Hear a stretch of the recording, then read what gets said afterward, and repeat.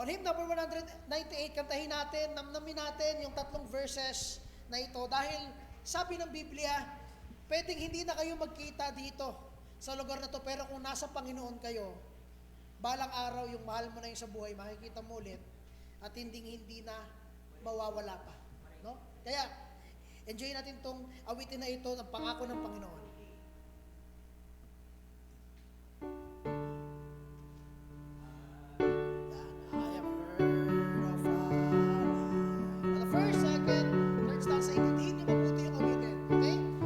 Stanza, sabay-sabay tayo sing.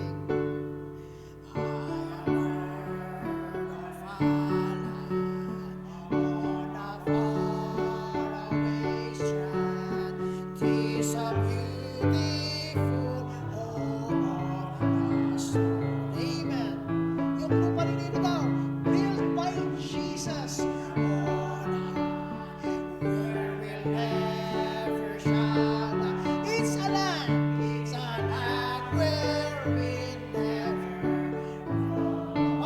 Now, let's sing it all together. Sing. Never grow old, never grow old.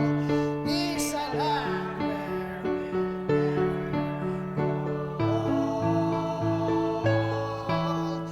never grow old, never grow old. In a land where sa second verse, in that beautiful home, hindi na tayo maghahanap pa, mag-iisip pa ng titirhan, hindi na tayo maghahanap pa ng anong kakainin, anong gagawin bukas, kasi nandoon na ang Diyos at doon na ang provision ng Diyos, kompleto ng lahat doon. Hindi niya tayo papabayaan, kasama natin siya. On the second verse now, sing, in that beautiful where we'll never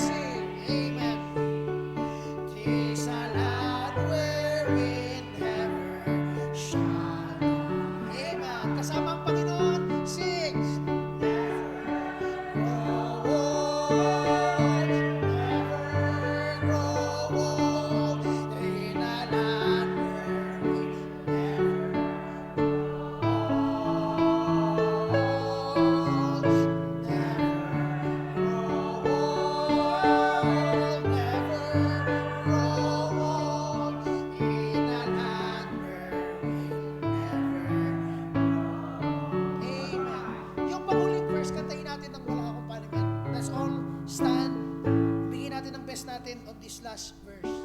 Pag dumating ang panahon na natapos na ang lahat, yung ating buhay, yung ating trabaho, nagawa mo yung best mo, at pagtapos noon, haharap ka na sa Panginoon, sasalubungin niya tayo. No? Kantahin natin to, a cappella, sing. When our work here is done, and the life crown is won, and our troubles and trials are all. Amen. Kasama ang Panginoon. All our sorrows will end, and our voices will blend with the loved one of God on before. Amen. Doon sa lugar na yon, sing, never grow old, never grow old, in a land where we never grow old, never grow old, never grow old, in a land where we'll never grow old. Amen. And the people of God say, Amen. Handa na ba kayo makasama ang Panginoon? Amen. Let's all sit down.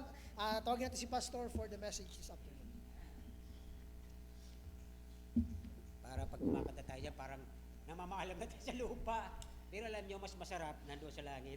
Sabi nung ibang nag-aaral, Pastor, di ba kami tapos?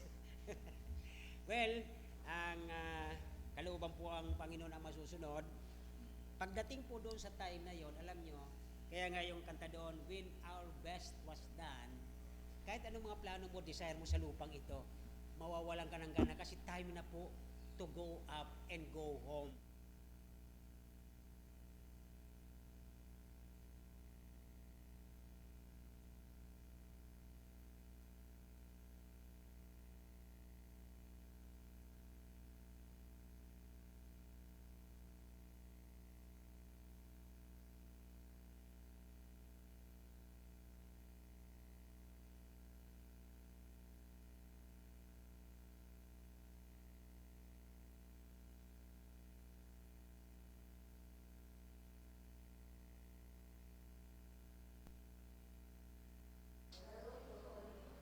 Kung hindi kayo marunong, mag-handle.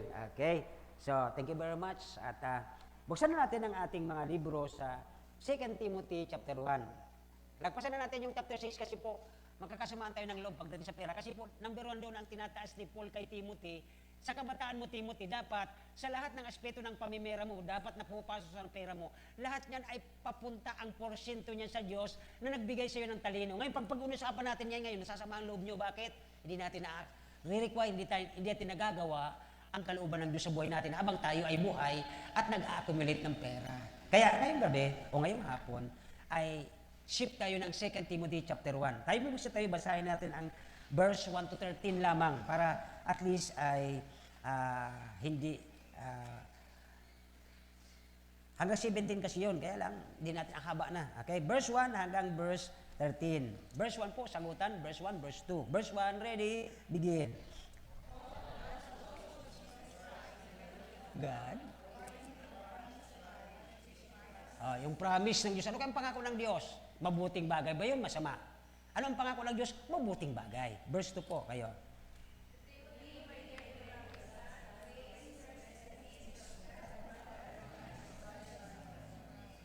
Verse 3, I thank from forefathers with pure conscience that without ceasing I have remembrance of thee in my prayers. Ano daw? Night and day. Tandaan na po ninyo yan kasi mga mabuting bagay yan.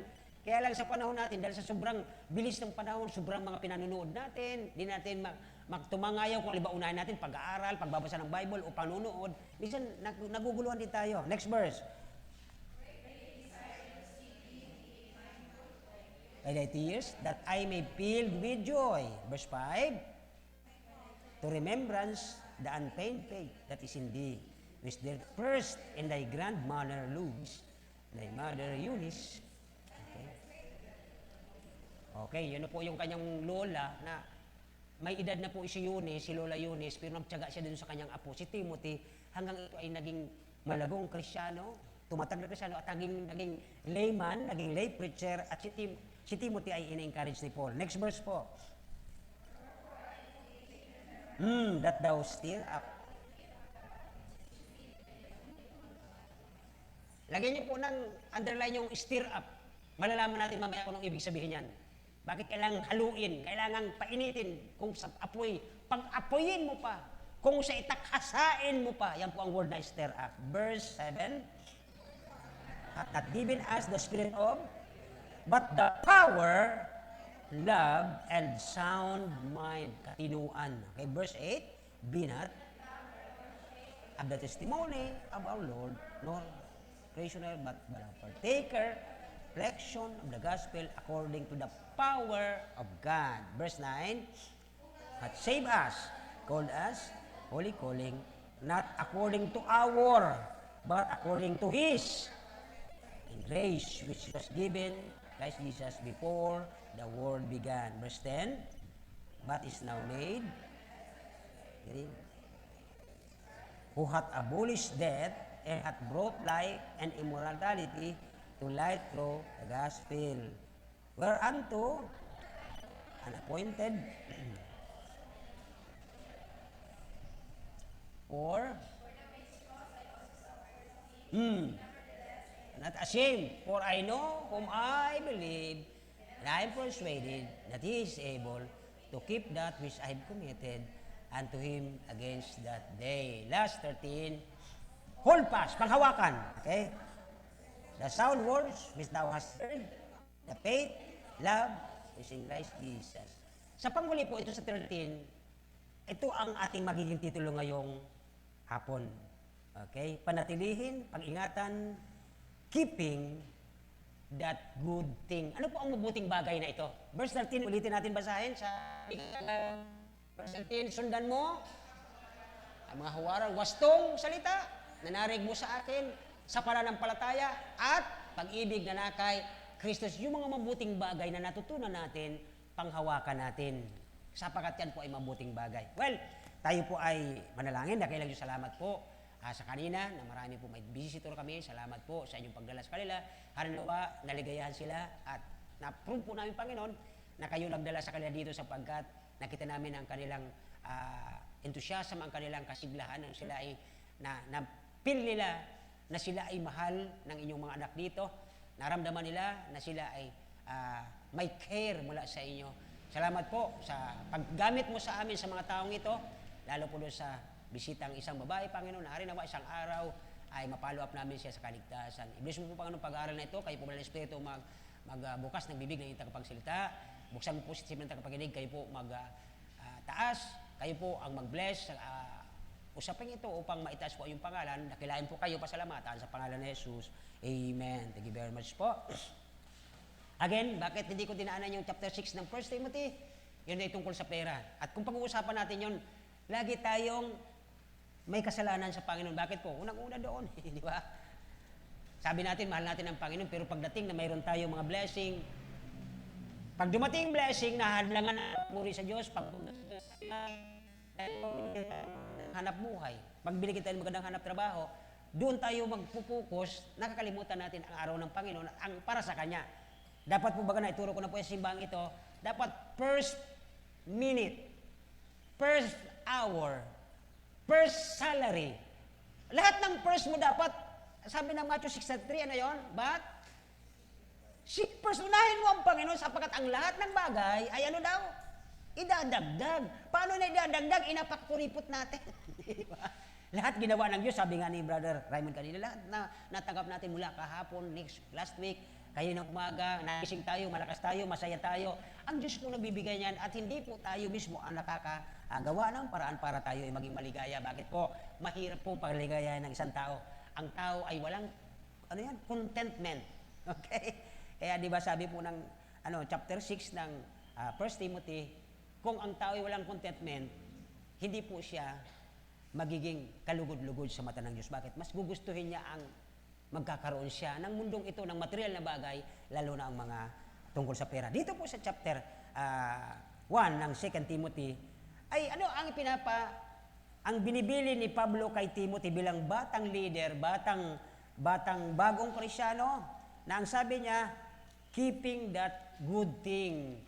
Panatilihin mo, okay? Pagtibayin mo, hasain mo ang mga bagay na natutunan mo.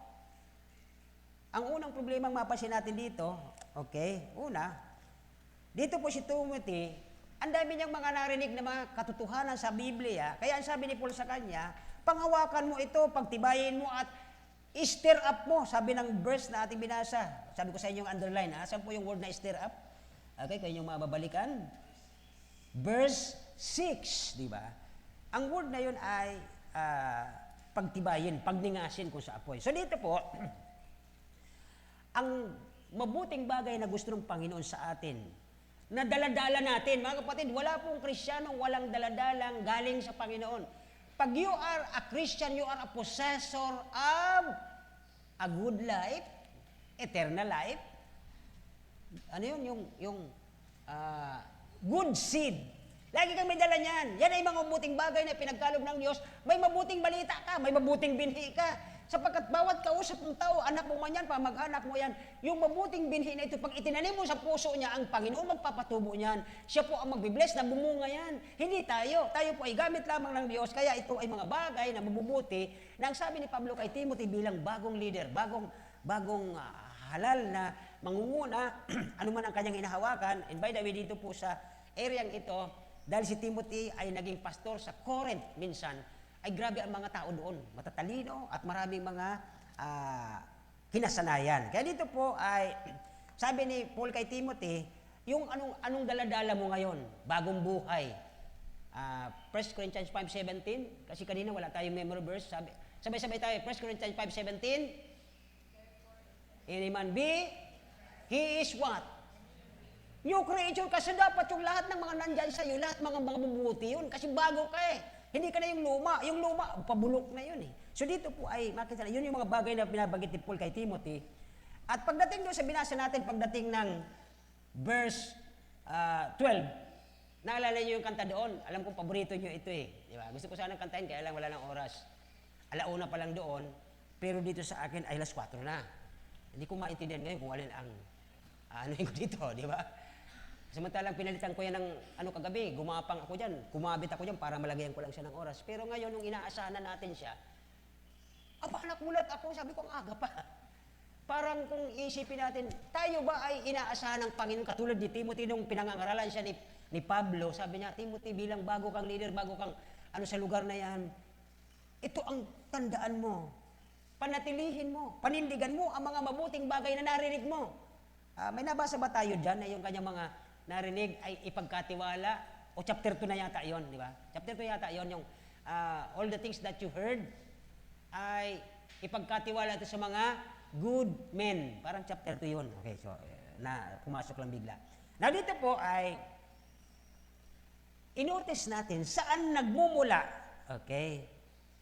Kasi dito, number 1, titingnan natin, sa verse 1 hanggang verse 6, ay mapapakansin natin doon yung mga mabuting bagay na binanggit ni Pablo na napupunta sa isang Kristiyano. Ano po yan? Tingnan niyo po ang verse 1. Okay? Sabi doon ng verse 1, Paul, apostle of Jesus Christ, by the will of God, according to the promise which is in Christ. So dito po, from verse 1 to verse 6, tingnan natin saan nagmumula, saan ang source, saan po ang burabod, o kaya yung flowing blessing of that good thing. Ano ba yung mga bagay na yon? Isa-isa natin. Verse 1, ay nanggaling itong pangakong ito doon sa mga sinabi ni Kristo Jesus. Verse 2, para kay Timoteo, sabi niya dyan, mahal kong anak, grace. Saan nagmumula ang grace? Sa Panginoon. Mercy. Saan nagmumula? Sa Panginoon. Okay? And peace. Sa palagay nyo, ang mga tao may kapayapaan, wala. Not unless the love of Christ. Sabi doon, therefore, if any man be in Christ, Romans 5:1 ba yun? Therefore, being justified by faith, we have peace. Hindi ka magkakaroon yan not unless hindi ka binago, hindi ka hinugasan ng dugo ni Kristo doon sa krus, na nang dahil doon sa kanyang sakripisyong iyon ay nagkaroon tayo ng buhay sa kanyang kamatayan. So therefore, ito po yung peace ng Romans 5:1. Okay? Verse 3, ako'y nagpapasalamat sa Diyos, whom I serve from my forefathers, mula pa noon, with pure conscience that without ceasing, walang tigil, walang humpay, na inaalala kayo of this in my prayer, ano daw? Night and day. Bakit kaya inunat niya ang gabi? Hindi dapat araw. Ibig sabihin, kasi mga kapatid, pagka napag-uusapan sa Bible ang night and day, automatic pag night, nandoon po yung problema ng kadiliman. Okay? Bakit unahin natin dapat yon? Naalala nyo, sinong buhay na nung uso pa yung tuning water? Nagagawa ng pyramid, ng antena ng television, tapos naglalagay ng ginataan sa ilalim, may triangle. Sino yon? Si Ernie Barong. At alam niyo kung anong oras yun nagsisession? Alam oras yun naggagamot? Sino nakakaalala? 12:00, in punto, nalilipat ang alauna. Why? Alam niyo, pinag-aralan namin ito nung nasa college ako ng Bible College. Because 12 p.m., yung huling-huling patak ng minuto ng 12:00 ng gabi, yan po ay naghahati ng liwanag at ng ano? Dilim. And why doon ka maggagamot? Wala na yon. Johnny Midnight ba? Okay, okay, sige. Johnny Midnight nga pala. Okay, anyway, kung sino pa man siya, ano na? Hindi kasi siya po nagpauso nung ano na yun, triangle eh. Sige, anyway, basta, nung inaral namin ito sa Bible College noon, inaral namin yung meridian, po, yung pag-aalis ng dilim, papunta ng liwanag, doon pala yung mga, di ba yung naalala nyo yung mga maiinit na espiritu? Is laying in the spirit. Bura-bura! In Jesus' name! Impunto yun, kaya muntik na ako yun ng panahon. Nag-aaral ako sa Bible College, inaalok ako alas 12 ng gabi, mag-worship. Is laying in the spirit. Between 12:59 to 1 a.m. Nag-aagaw pala doon, naglalaban doon ang liwanag at ang... naintindihan ninyo? So yung po yung panahon na yun, mga mga 80s, ano po. So, kaya dito po yung verse 3, naalala ko ito. Bakit inuna niya ang gabi? Sapagkat kadalasan, doon sa Druids, yung kasal namin, ang aming anniversary, di ba? Alam niyo yon, karamihan alam. Ano ba ang anniversary ng kasal namin? Di ba? Naghahati ang gabi at ang liwanag. Bakit po? Kasi nung panahon na yun, ako ang may hawak ng pera sa bangko, hindi ako pwedeng mawala sa office. Para lang pumayag yung Chinese na mag-leave ako para makasal kami. Sabi ko siya, ito, pwede ito, kasi wala akong pasok. Kaya lang, nung sabi, mismong sila ha, hindi ito mga Christian, sabi niya, wala ba, iba pwede alaw. Sabi ko, bakit? Ito mga mangkukulam, nag-ano ng alas 12 ng gabi, nagpa-practice sila ng kulam.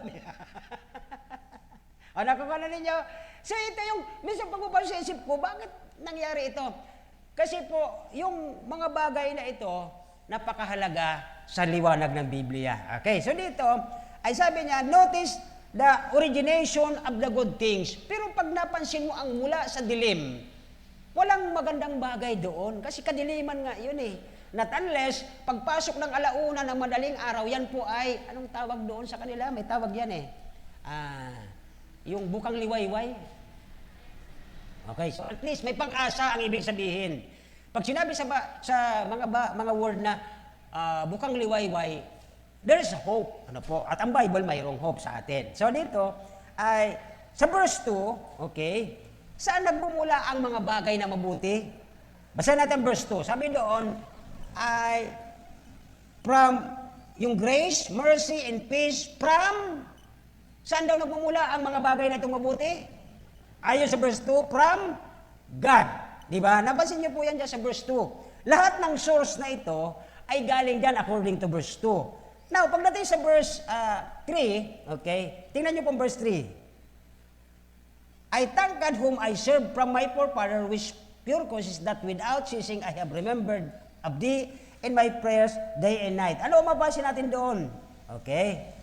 Sila po ay mayroong desisyon na mag-serve. Ang sabi niya doon, day and night. Ibig sabihin, aalisin niya yung mga gusto niya. Makikipagbarkada siya ng oras na yon, baka makipag-birthday siya ng oras na yon. Aalisin niya yung mga magandang sa buhay niya para lang ma-provide niya ang Panginoon ng malugod sa kanyang ginagawa. Kaya may mga sakripisyo po dito ang sabi ni Pablo kay Timothy sa verse 3. Kaya pagdating sa verse 4, okay, sabi niya sa verse 4, kailangan mong magkaroon ka ng commitment.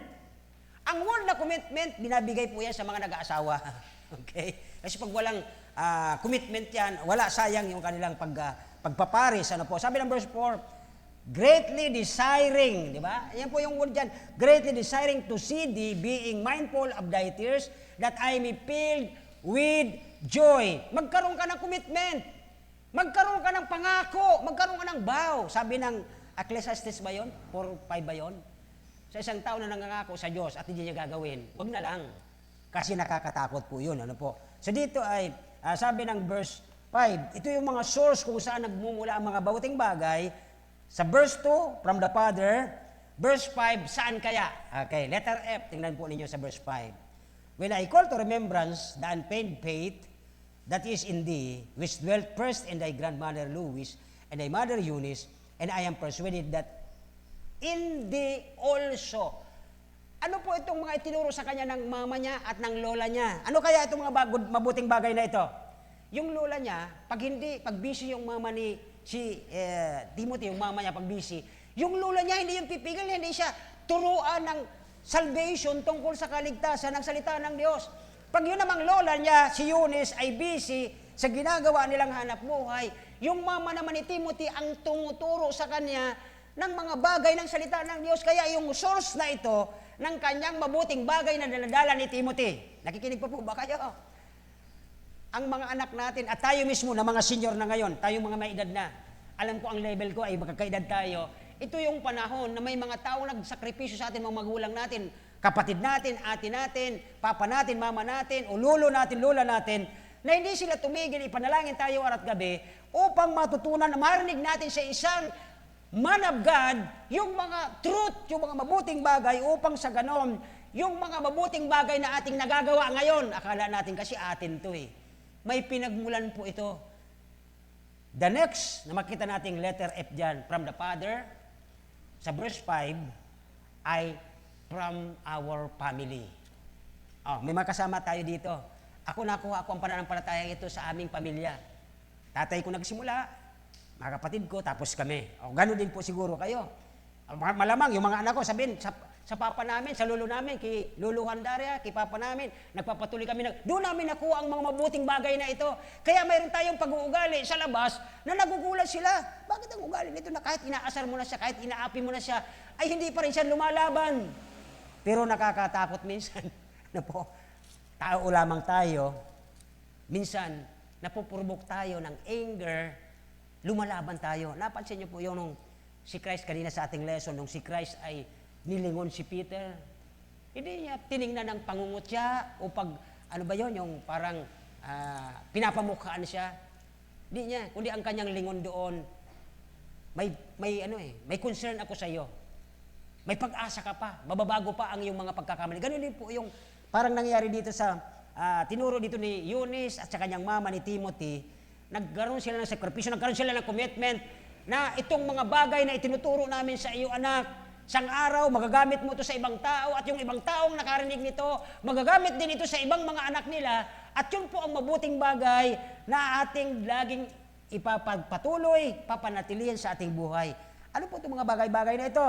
At yun po yung number 6, verse 6 sa pangatlo, na letter F natin makita dito sa source na pinagmumula ng mabuting bagay ay ang verse 6. Sabi ng verse 6, wherefore, I put thee in remembrance that thou stir up. Okay, dito na po tayo sa stir up na ito.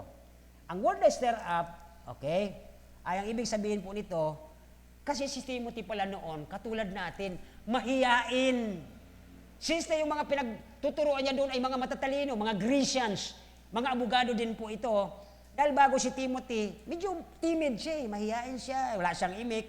Kaya tinuturuan siya ni Pablo, ang sabi niya rito, okay, ibig sabihin ng stir up, put it into action kung ano ang natutunan mo mabuti sa Biblia. Ilang taon ka na, Cloud? Ilang taon ka na, Cloud? Ilang taon ka na? Isang kilang Cloud dito, wala may iba. Ilang taon ka na? 11. Princess, ilan ka na?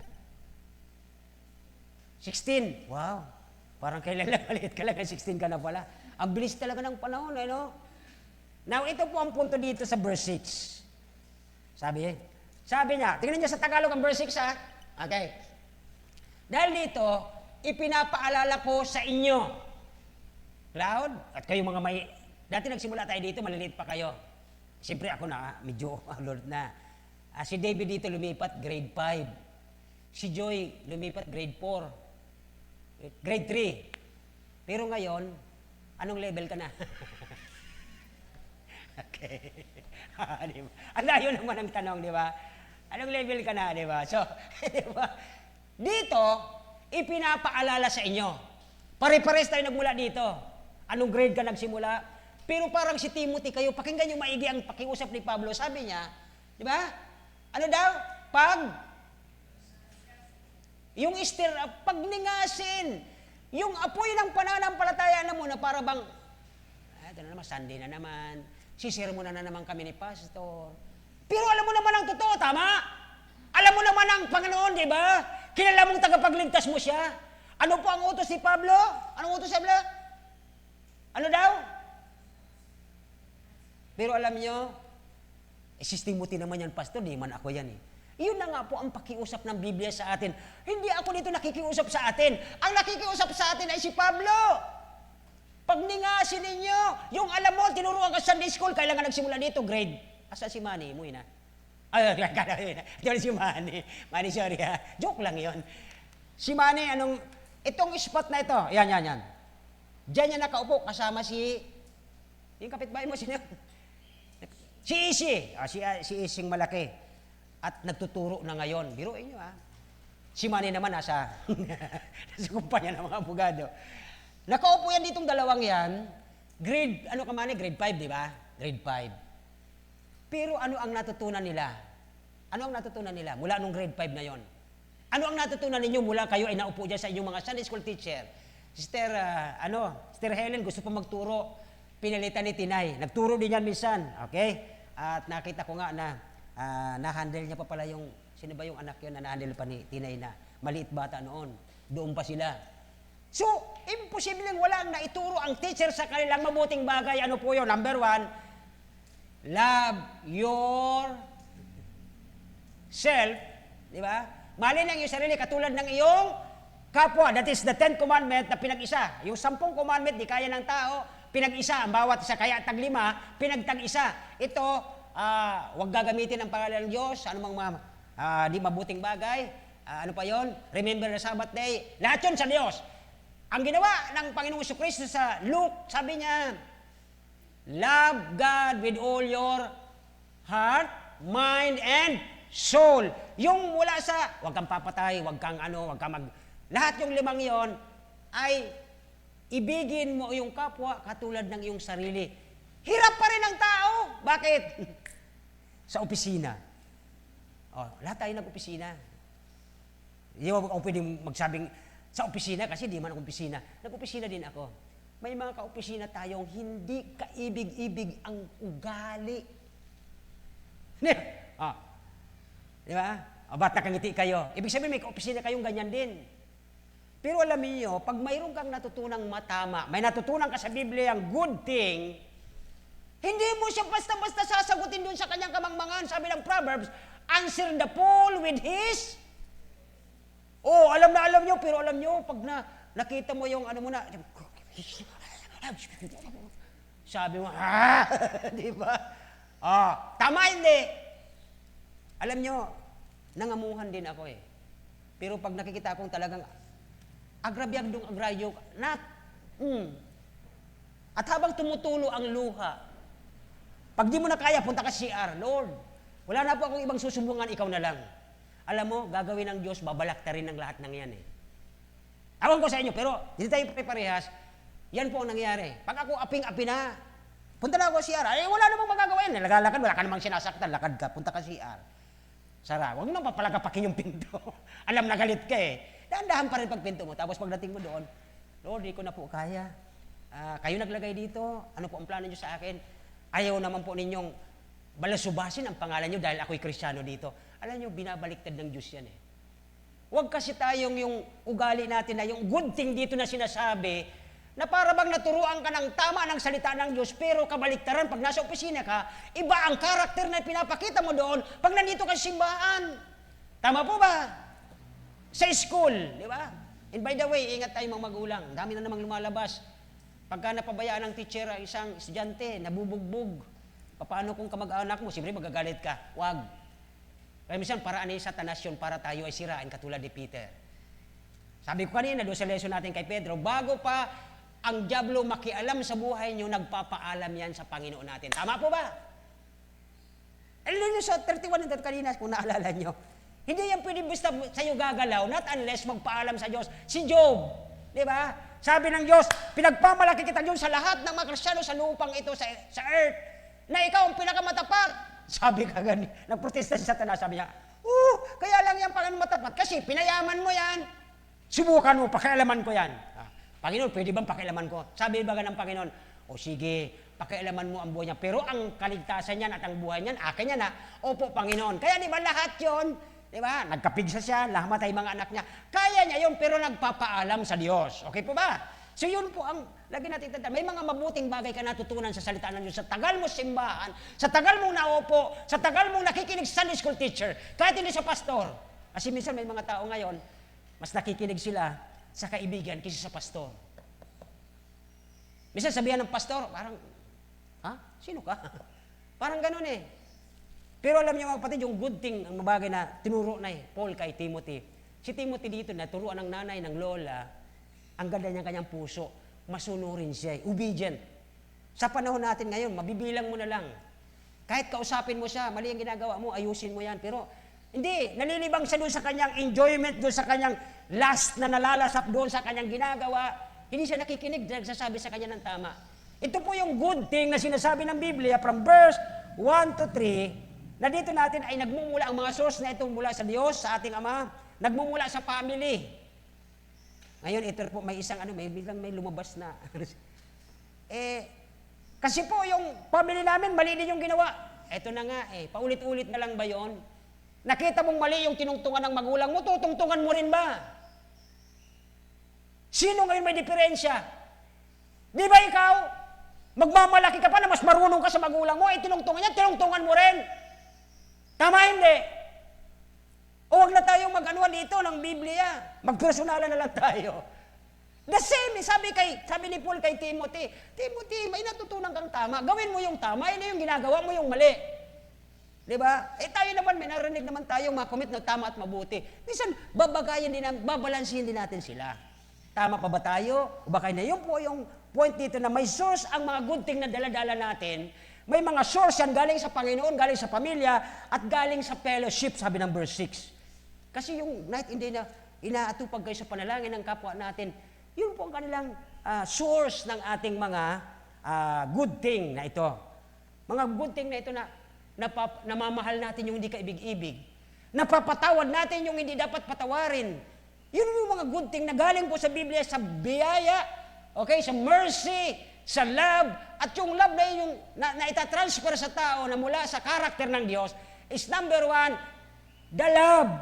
Ang Diyos nagmahal sa atin ng unconditional. Tayo naman minsan, di ba? Sige, mamahalin kita, basta pakita mo to sa akin. May mga ganun pa tayo, pero dito po, ang mga good things na ito na natutunan natin, mula tayo mga bata, ay ang source ito, ang Ama, ang pamilya, at ang fellowship. Number 2, okay?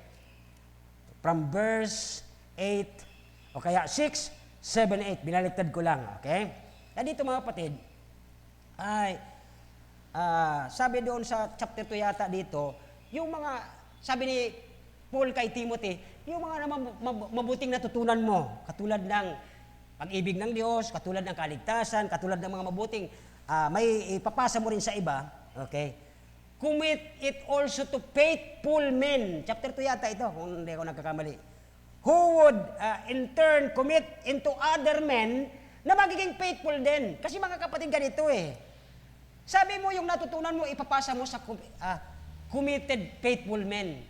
Ay yung committed faithful men na pagpapasahan mo ng natutunan mo mabuti, may nakita sa iyo bilang ikaw ang kanyang kinukunan ng source, may nakitang diferensya. Sa tingin mo ba yung diferensyang nakita niya, hindi niya magagawa yon? Magagawa niya rin. Kaya dito po ang sabi ni Paul kay Timothy, according to verse 2, na ang source natin ng Ama, okay, ay kung bakit mayroong nagbibuild ng solid o kaya matitibay na mga Kristiyano sa simbahan, kung bakit nagkakaroon ng mga mananampalatayang matitibay kahit anong nangyayari sa kanilang buhay, sapagkat ang body of Christ na ito ay napapalakas, na i-edified na kapag tayo ay ang strength ay nagmumula sa Panginoon, lalo na ito napunta doon sa mga Kristiyanong matatagal na, yung lola, yung nanay natin, yung ninuno natin, ayon sa Ephesians 4:11-16. Tingnan natin po ito. Pakilipat ng Ephesians 4:11-16. Dito nagmumula ito, mga naituro ito sa atin. Ano-anong bagay ito? Okay? Ephesians chapter 4:11-16. Sabi doon, okay, pinagkalooban niya ang iba na maging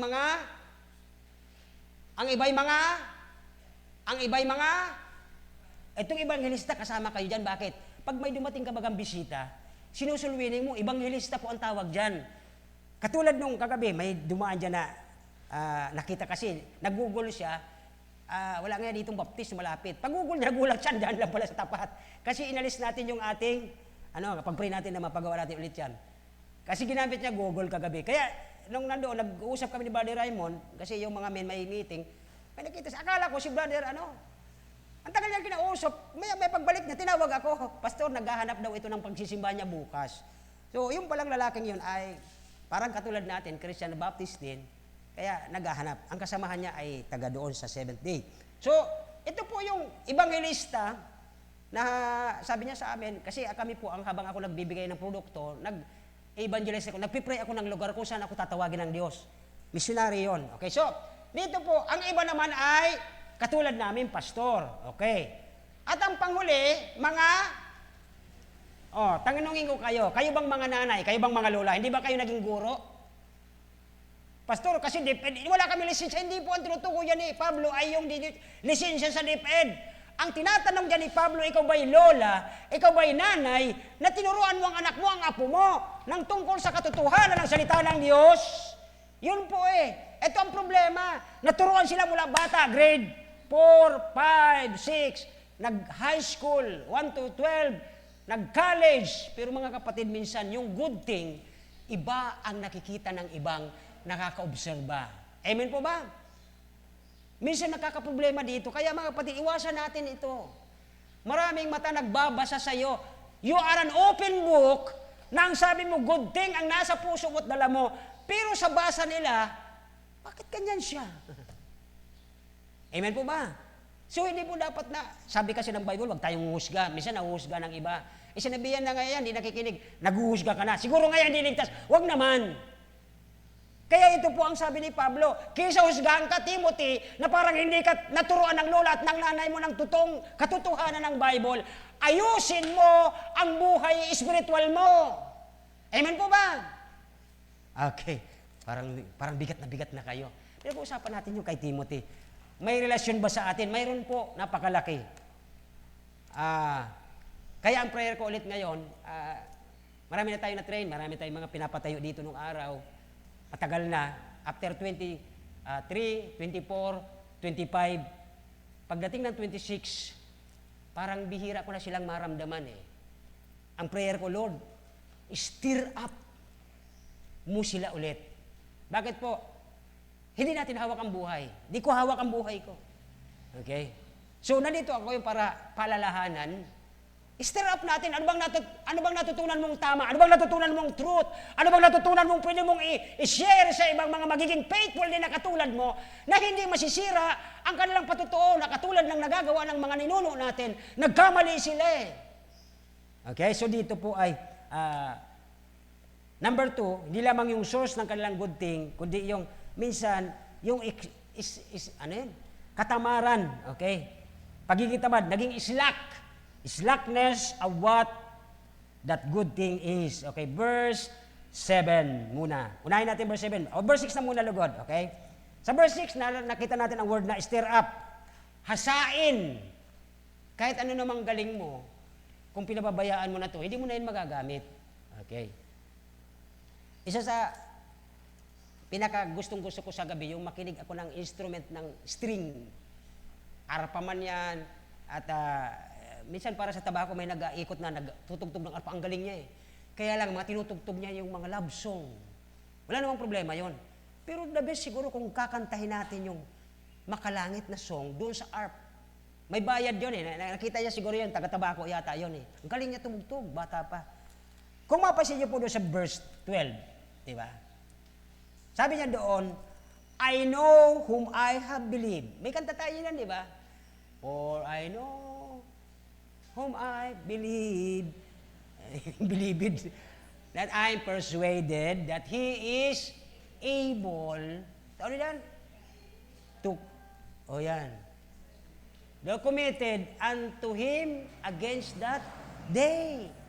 Kaya dito po hindi lang pala yung ang mabuting bagay ang pinapaalala ni Pablo kay Timothy, yung mga natutunan mong mabuti, asahin mo pa yun. Para makita ng iba, hindi yung ang nakikita ng iba yung mali mo, kundi ang makita ng iba yung magandang paghasa mo sa yung gift na natutunan mo sa mga ninuno o sa mga teacher mo, ay mai-apply mo at makuha ito ng iba, ma-adapt ito, na sila din mismo mag-commit sa Panginoon. Lord, maipasa ko itong talent. Kaya ang sabi doon ay stir up. Okay. So, verse 7, okay, sabi doon, binigyan si Timothy ng ano daw. O verse 7, basahin po natin. Sabi doon, for God hath not given us the spirit of fear, but power of love. Yun po yung power of love. Yung may narinig ka na, dahil mahal mo ang katotohanan, mahal mo ang Panginoon, mag-aayos ka na. Hindi yung magbibingi-bingihan ka pa. Grabe ka. Diba? Sinabihan ka na, mali yan, brad. Mali yan, sis. Tapos sabi mo na, pakialam ko sa'yo. Buhay ko to. Yun ang hindi mabuting natutunan mo sa sarili mo. That is a bad character na naging nandyan sa puso mo. Hindi po yan dapat. Kasi tinuro yan kay Timothy ni Paul eh. Sino nagturo sa'yo? Sabi niya, kay Lula mo Eunice, yung natutunan mo. Yun ang praktisin mo. Ano bang natutunan mo sa lula mo, sa nanay mo? Yung kabutihang asal, pagiging tamang Kristyano. Yan ang natutunan mo eh. Yan, aralin niyo po ito, may ituturo sa yung Holy Spirit dyan. Kaya sabi niya dyan sa verse 7, for God hath not given us the spirit of fear. Itong fear kasi, minsan, ano po, ay, sabi ng Revelation 21:8, but doon sa mga duwag, takot yun, di ba? Fear. Sa mga duwag, bakit nagiging duwag sila? Ayaw niyang tanggapin na may mali siya eh. Duwag siyang tanggapin yun. So, hindi tayo binigyan ng Panginoon ng spirit of fear, but of power.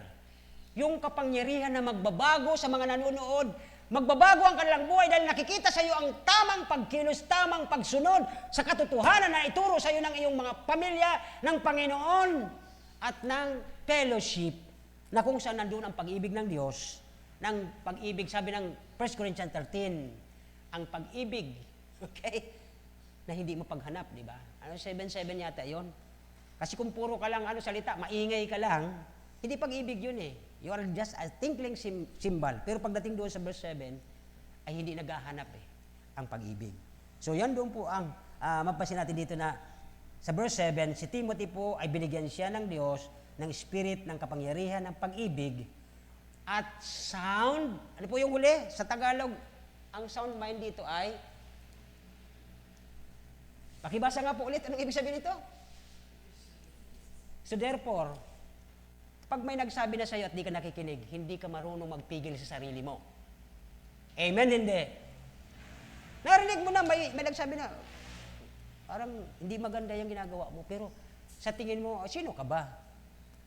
Lumalabas na parang pinapatunayan mo na mas magaling ka sa nagsabi. Pero tingnan niyo po itong word. At ng pagpipigil sa sarili. Bakit mo kukontrol sa sarili mo? Kasi sa pagkain, di ba? Sabi ni Pablo, pag yung mga batang Kristiyano, alam nila masama kumain ng dinuguan. Tapos ikaw naman, dahil ano ka na eh, matured ka na. Walang pakialam ko sa kalabas na masarap ang dinuguan. Di mo ba alam na nakaka-open ka? Nakaka-open ka eh. Yan ang punto ni Pablo. Kaysa yung mga batang Kristiyano, masira ang patutuo nila dahil sa ginagawa mo, magpigil ka na lang. Amen po ba? Ay, ganun lang naman. Kadali yun. Tayo, matatagal tayong Kristiyano, naimbita tayo sa mga pistahan. Sabi naman, si pastor nasa pistahan. Tapos turo siya na inalay ito sa mga jablo at sa mga anito. Inandoon siya sa harapan. Kasi hindi ako nagpigil sa aking lust of the flesh, glutton. Nung malok na may kain ng may adobo doon, takbo. Magpigil tayo sa ating mga sarili, kapatid. Amen po ba? Hindi po ako sinasabihan dito, hindi kayo. Si Timothy sinasabihan dito. Ano bang natutunan mong tama? I-apply mo, hasain mo, istir mo, pagningasin mo. Para yung ibang tao makapakanood sa'yo, matuto. Hindi yung ma-open. Amen po ba? Ay, parang galit kayo sa akin eh. Ang tinutukoy po dito ay kung si Timothy bata, baguhan, na pagsabihan, ganun din ako na pagsasabihan dito. So ayusin natin. Ang sabi doon, magpigil. Diba? Ng pag-ibig at ng pagpipigil sa sarili. Kasi pag sinabi ni Pablo, hindi mo na nakokontrol ang sarili mo, mayroon ka nang sinusunod yung S na nandito. Hindi na po spirit yon. That is self. Selfish ka na eh. Wala ka nang pinakikinggang iba. Yung sarili mo na lang na S, kaya hindi ka na nakapagpipigil. Kontrolado mo na ang lahat. Oben po ba? Okay. Sana wag po kayong maano dito, lalo tayong maging malalim pagdating sa salita ng Diyos. Verse 8. Sabi dito, sa verse 8, "Be not thou therefore ashamed of the testimony of our Lord." Okay, maganda naman ito. Pag natin ikahiya yon, kahit pa sabihin kung ano-ano sa'yo, basta wag mo ikakahiya ang testimony ng Panginoon. Ano ba mga testimony ng Panginoon? The statutes, yung mga laws niya, yung mga words niya, yun po yung kanyang mga testimony. The testimony of the Lord is pure. Ano yun? Di ba? Alam niyo yun, di ba? Pag sinabing testimony of the Lord, that is the Word of God, tapos ikaw sabi mo, Kristiyano ka, nakikita ng iba, baliktad, iba ang iyong application, iba ang iyong nilalabas doon sa iyong gift. Okay? So, kaya dito po sa verse 8 ay using the boldness na binigay ng Diyos, okay? Pag tayong mahihiya dito, at ang instead, sabi ng Tagalog ng verse 8, okay? Huwag mong ikaya ang patutuo sa ating Panginoon, ni sa aking nanabilanggo niya, kundi makipagtiis ka alang-alang sa Ebanghelyo ayon sa kapangyarihan ng Diyos. Yung word na nakipagtiis po, mga kapatid, okay? Partaker of the affliction. Minsan may mga, sa tingin natin okay pa, pero sa tingin ng iba, medyo di mo na napapansin na medyo nalilihis ka na doon, medyo mag-control tayo. Lalo't may nakakaramdam na, may nagparamdam na sabi, Brad, medyo iba na yung ano mo ngayon na pagpipreach mo ngayon, medyo may So magpigil na tayo. Bawasan na natin yun. Kaya yun po yung mga parang kaninang sunod-sunod dyan sa tinuturo kay Timothy, magmula sa verse 1, kaya nga sabi niya kay Timothy, alalahanin mo, remember, ano po? At kung magkukumit ka man, i-commit mo rin ito, ipasa mo ito sa mga faithful din na katulad mo.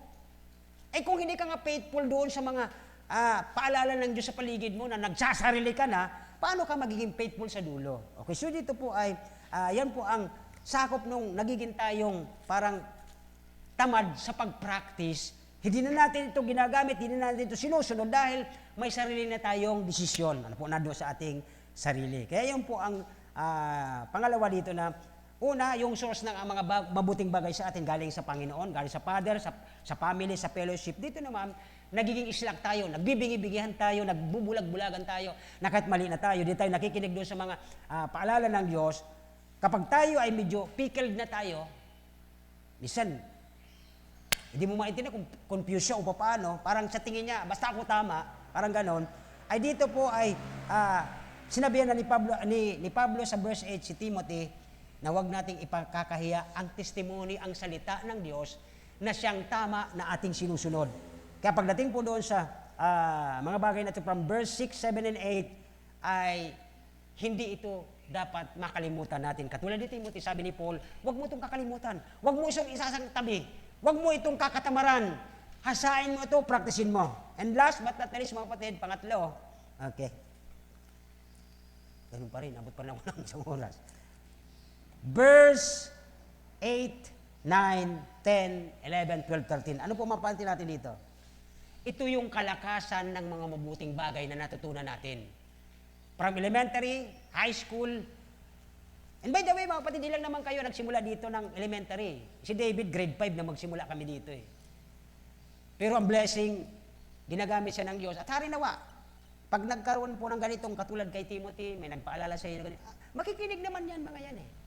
So ganun po ang tinutukoy dito na ang lakas o strength ng good things na natutunan natin ay ito po ay nagre-rest saan? Saan ito nakikita?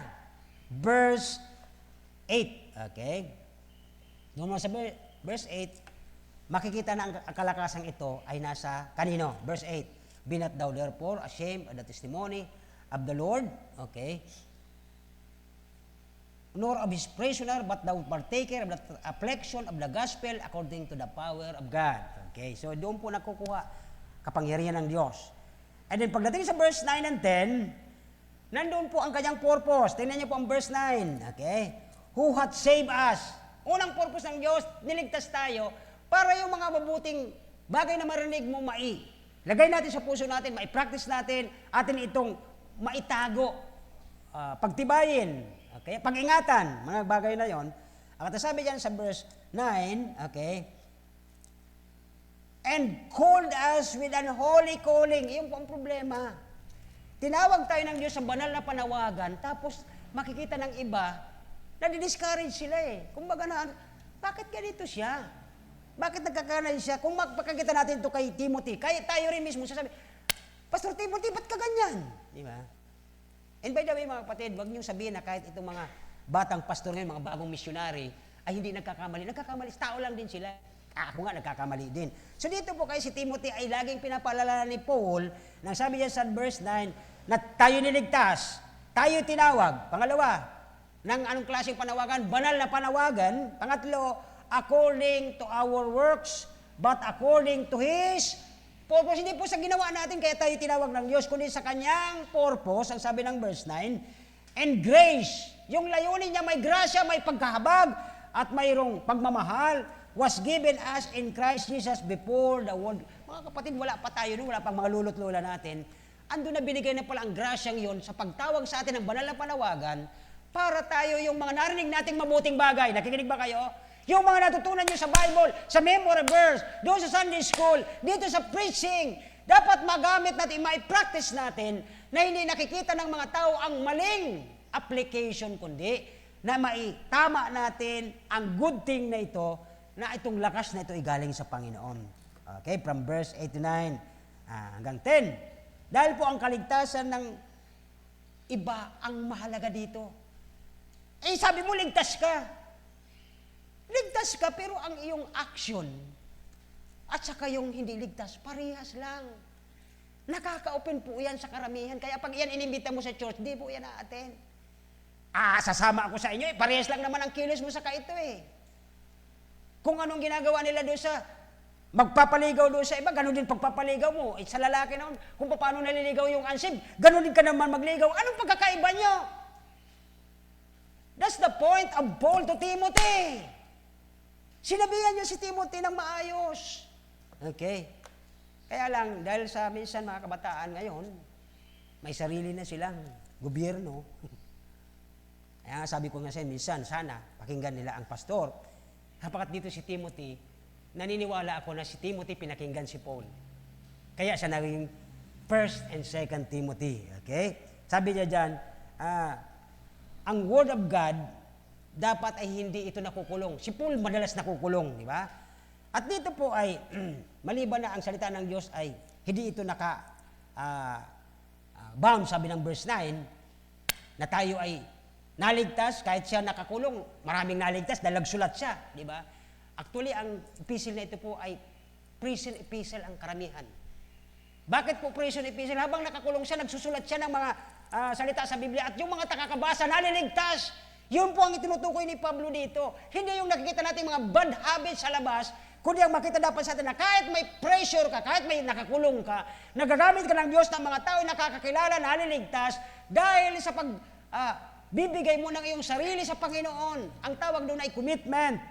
May pressure ka, nakakulong ka, may problema ka, pero patuloy kang nagpapagamit sa Diyos. Kaya dito po ay binanggit niya sa verse 9, okay, na ang kalooban ng Diyos o ang salita ng Diyos ay dapat, ay lagi po itong naia-apply kahit anong mangyari sapagkat tayo po ay mga gamit ng Panginoon. Verse 11 po. Sa atin naman kasing pagsusulwining, mga kapatid, hindi naman po ang pag may nawin kayo sa Panginoon na kaluluwa, kipastor ang reward, hindi po. Kung ano ang nagawa mo sa iyong sarili at para sa Panginoon, ang reward niyan sa iyo din, hindi po yan sa pastor. Napupunta. He will reward each one of us sa exact reward na deserve natin kung ikaw ay matapat. Okay. Ang Panginoon ay bibigyan ka, you will receive more. Pero pag unfaithful tayo, you will receive less.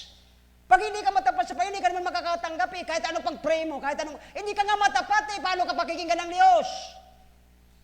May nakakita ko sa YouTube na may exam na daw sila. Yung mga notebook niya, yung mga books niya, pinagpaparakuskus sa payo. Sabi niya, napanood yun? Ba't natatawa kayo? Napanood niyo? Kinukudkod niya yung ulo niya doon. Sabi nung, ba't ginagawa mo dyan sa mga notebook at mga books mo? Sinasaulo ko yung mga words. Grabe, Minsan mga kapatid, maging reasonable. Panginoon, tulungan niyo po ako. Hindi ka nga matapat sa Panginoon. Kahit naman ikaw, di ba? May hihingin ka, hindi ka nga nautusan. Palahingi ka kay mama mo ng baon, hindi ka nga mautusan sa bahay. Siyempre, mag-aalangan din naman yan. Mga kapatid, napakasimple lang. Dito po sa verse 10, ang sabi niya dyan, ang purpose ng Diyos para tayo ay magamit for His glory, not for our own. Po. Verse 11, laktawan natin sapagkat ito naman po ay tungkol, that sabi niya dyan, whereunto I am appointed a preacher. Hindi naman kayo mga preacher, sigurado. And an apostle and a teacher of the Gentiles. Sabi diyon sa verse 12, okay? Dito na po sa verse 12.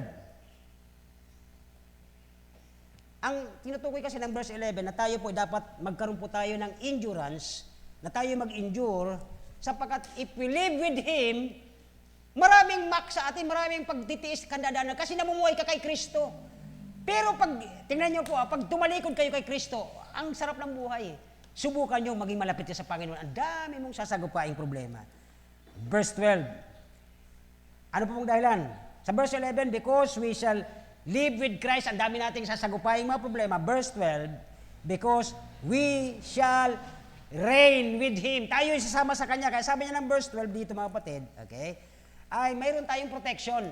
Although maraming mga kumukontra sa iyo, pero may protection ka sa Diyos. Sabi niyo po ng verse 12, tingnan niyo po, okay? Dahil dito, ako'y nagdurusa ng mga bagay na ito. Saan?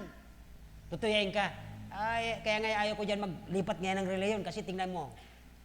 Yan nga yan, dyan nga yan, nag-a-attend. Tingnan mo ngayon ang buhay. Masasaktan tayo sa mali ng iba, pero ang tinutukoy dito ng Apostol Pablo, sabi niya, gayon man, hindi ako nahihiya. Bakit? Sapagkat kilala ko ang aking sinasampalatayanan. Dahil ang the best. Huwag tayo maapektuhan sa iba. May kanya-kanya pa. Yung bisita na yung kanina, sabi, kaya nga ako, pastor, parehas pala tayong iniisip, sabi niya. Although hindi tayo mayaman na simbahan, pero hindi dapat natin ipangbibinta ang ating sarili. Pupunta tayo doon para susuportahan nila, para kung anong sasabihin nila, gagawin natin. May Diyos tayo at ang Diyos nila ay parehas lang. Parehas nga kami ng panananon. Sana wag siya magbago. So yun po ang sinasabag dito eh. Huwag tayo maya sapagkat kilala ko ang aking sinasapalat. Ako'y lubos na naniniwalang iingatan niya. Na kahit hindi ka susuportahan ng mga ito, iingatan ka ng Diyos at ipinagkakatiwala sa Kanya hanggang sa araw na yun. Yun po ang sinabi niya. Kahit yun naman yung nakapako doon na magnanakaw. Sabi ba ganong isa, kung ikaw talaga ang Diyos, bumaba ka dyan, isama mo kami, magsama-sama tayo sa fellowship. Sabi naman nung isa, sabi niya, kahiraki man ako kagarangnan, girumdumo man po ako. Ganun lang sabi nung magnanakaw na yon. Pares yun nasa sentensya, pero sabi ng Panginoon sa kanya, nangako ang Diyos. Ngayon pa lang. Hindi bukas. Hindi sinabi ng Panginoon, magbaba ka dyan. Pagbaba natin, magbabaptize ka doon sa baptize. Hindi niya sinabing ganun sa magnanakaw. Ang sabi ng Panginoon sa kanya, dahil naniniwala sa kay Kristo na tutulungan siya doon sa kalangitan, sabi ni Kristo, ngayon pa lang, isasama na kita sa aking kaharian. Yan po ang napagandang pangako dito ng Panginoon. Sabi niya dyan, dahil dito, ako'y nagdurusa sa mga bagay na ito. Nung kayo ay lumipat sa paniniwala kay Kristo, maraming against sa inyo, kamag-anak niyo. Ba't ka kasi lumipat dyan sa pagbabible na yan? Anong makukuha mo dyan? Yan kadalasan ang sabi nila, tingnan mo dito sa amin. Dito pwede kami mag-inom, pwede kami magsugal, pwede kami gumawa ng kalukuhan dyan sa labas. Diyan sa inyo, daming mga, daming mga bawal. Sapagkat, lagi niyong isasagot, hindi po kami ang nagbabawal dyan. Pag binasa niya ang tataramon ng Diyos, pag naunawaan niya ang salita ng Diyos, siya mismo iiwas doon sapagkat ang salita ng Diyos ay isang salamin. Ang batas dyan na bawal tumawid, nagsasabi ang batas na may mali ka pagka nag-jaywalk ka. Diba? Halimbawa, may curfew ng alas 12 ng gabi, naglalakad ka 1:00. Ang batas, nagsasabi, bawal kang lumakad ng 1:00. Minsan sinusubok mo rin, di ba? So yun po ang sinasabi dito, ang Biblia, parang salamin. Yung uling mo, hindi ang salamin bababa para kumuha ng pamunas, para punasan ka ng salamin mo. Ikaw ang kukuha ng basahan at tubig, lilinisin mo ang sarili mo. Yun po ang sinasabi ng Biblia. Lahat ng niniwala kay Kristo nung nakilala si Kristo na matay sa krus, para sa Kanya, para bayaran ang Kanyang kasalanan, nagsisi sila, nagbago ng buhay. Pag nagsasalamin, pag nagbubukas ng Bible, nakikita nila ang kanilang mali, binabago nila yon. Panginoon ko po. Sabi ng 1 John 1, if we confess our sin, He is faithful. Panginoon, patawad po, hindi ko gusto yon. Ang may gusto nun yung laman ko. Pero ako ayoko mismo, nagkasala ako, patawarin mo ako, Panginoon. Yun po ang sabi ng Panginoon dito sa 1 John 1. Kaya dito po ay, ang verse 12, sabi doon, may protection tayo ng Diyos ayon sa ating binasa dito. Okay? Kahit tayo ay nagdurusa sa mga panglalait ng iba, tingnan nyo, ang tagal-tagal nyo niya sa kamalik, di ba? Hindi man kayo maasenso, ganun pa rin buhay nyo. So what? Ang problema, pagdating doon sa judgment ng Diyos, hindi mo na makikita mga tao ito sapagkat diretso na po yan sa impyerno. Ang Biblia nagsabi. Di po ba? Tapos magmamayabang pa sila. Naalala ko naman ito yung engineer dyan sa sentro. Sabi niya, Noy, engineer ako. Pag ako napunta ng impyerno, gagawa kami ng aircon. Binigyan ako ng Panginoong wisdom. Sir, mawalang galang na po. Ano pong materialis gagamitin mo para lumamig ang impyerno? Wala siyang may sagot. Bakit? Kalukuhan niya yun eh. Para lang masabi na marunong siya. Pero never natin pwedeng bigyan ng karunungan. Mas marunong tayo sa Biblia, wala. Salita ng Diyos ang Biblia. Kaya dito po, pang 13, pang huli. Verse 13, tingnan niyo po dito. Ang strength ng mga mabuti, ang kalakasan ng mga mabuting bagay na nandiyan sa puso natin, ito ay nagmumula sa kalakasan ng Diyos sa verse 8, nagmumula sa layunin ng Diyos, purpose of God sa verse 9 and 10, and then nagmumula sa verse 12 sa protection ng Diyos, and verse 13, nagmumula sa hula ng Biblia, sa prophecy of this book. Verse 13, sabi po ng verse 13, pagkalipat po, verse 13. Ising pa ba kayo dyan? Yan. Sundan mo ang huwara ng mga, dito lang muna tayo. Tayo pong mga senior at mga bagong Krisyano. Ano ang nauunawa nyo dito? Dito lang. Sundan mo ang huwara ng mga wastong salita. Hold fast that horn of sound words. Anong ibig sabihin? Anong nauunawa nyo dyan? Kayo lang mismo. Kahit hindi ako mag-interpret yan. Alam nyo yan eh. Sundan natin. Gawin natin ang natutunan mong tama sa loob ng Biblia, sa salita ng Diyos. Hindi yung sarili mong gusto. Tingnan niyo po, sundan mo. O kaya, obey, di ba? Gawin mo, okay? Ang huwaran o ang ehemplo ng mga wasto, mga tama, di ba? Na salita na narinig mo sa kanino? Kay Pablo. Saan po ba si Pablo maririnig? Mula sa Corinthians. Una at pangalawang Korinto. Ano pa ang Bible? Dito naman sa kanan. Saan nyo maririnig si Pablo? 1 and 2 Corinthians. Ano po? Mayroon si Pablo. Roma. The book of Rome. Di ba? Romans 1 to chapter ano. Ang daming sinabi si Pablo eh. Sabi ni Pablo sa Romans 3:23, all have sinned. Walang naghahanap sa Diyos. Wala kahit isa. Lahat tayo mapupunta ng impyerno. Pero salamat, sabi ng Roma. Di ba? Ang kabayaran ng kasalanan ay impyerno, pero salamat sa pagmamahal ng Diyos. Nung tayo yung mga makasalanan pa, si Kristo, anong nagaya kay Kristo? Namatay para sa atin. Yun po ang maririnig mo si Pablo nagsasalita. Wala na si Pablo, pero ang kanyang salita maririnig mo pa. Kung binubuksan mo ang iyong Biblia. Kaya dito po, ang sabi niya sa verse 13, sundan mo. Obey. Okay, gawin mo. O kaya, ang huwaran, ang ehemplo, ang example ng mga wasto, mga tamang salita, tamang words na galing sa Biblia ni Apostol Pablo, narinig mo kay Pablo, sa ano daw? Sa pananampalataya at pag-ibig na kay Jesucristo. Paano mo itatago ang mga mabuting salita na nandiyan sa puso mo? Read your Bible and pray every day. Hindi yung pinalalahanan ka na ng Diyos, parang wala kang narinig. Hindi po yan tama. Ito na po yung tama dito. Sabay-sabay natin basahin. Sabay-sabay, go. Sundan mo ang huwaran ng mga wastong salita na narinig mo kay Pablo, sa akin. Sa pananampalataya at pag-ibig na nakay Kristo Jesus. Gagawin ba natin yan mamaya hanggang sa next week? Amen. Glory to God. Tayo po magsitayo. Bakit po? Napakahalaga nito. Wala na si Pablo pero nagsasalita pa siya. Buhay na buhay siya. Pakinggan natin. Tama. Hindi yung mali ang igigit natin na parang tayo lang ang tama, na kahit narinig mo na ang warning ng Panginoon na mali yan, sige ka pa. Alam ko, mayroon kang kahinatnan yan. Okay? Tayo po ay manalangin na kay ng Diyos. Salamat po sa hapong ito. Salamat po na napakabuti ni Apostol Pablo na pinapalalahanan si Timoteo bilang batang leader, bagong pastor. At ganoon din po kami, Panginoon, na kami mga guro sa aming mga kamag-anak, sa aming mga pamangkin, sa aming mga pinsan, kami mga guro nila sa kaligtasang natanggap namin ang mabuting bagay na aming natanggap sa puso mula sa Panginoong Jesucristo, sa family, sa fellowship, at higit na lahat, Panginoon, salamat po sa kalakasan ng iyong salita, na kami binabago ng salita mo, na pag binabasa namin, kami kumikilos para maging kaaya-aya sa iyong mga mata, sapagkat hindi ka natutuwa, Panginoon, sa mga taong matigas ang ulo at ayaw makinig sa iyong paalaala. Kahabagan niyo po kami ng iyong biyaya, baguhin niyo po kami ng iyong pagmamahal. Tulungan niyo po kami, Panginoon, na ang mga kabataan namin ay huwag makita ang maling patotoo, bagkos makita ang tamang turo ng Biblia, ang mabuting salita na namula sa iyo, Apostol Pablo. Matutunan namin ito, may pumuhay namin, at maging huwaran ang mga mabuting salita mo sa Biblia. Yun ang aming apply at makita ng karamihan. Maraming salamat po sa hapong ito. Sa pangalan ni Jesus. Amen. Amen.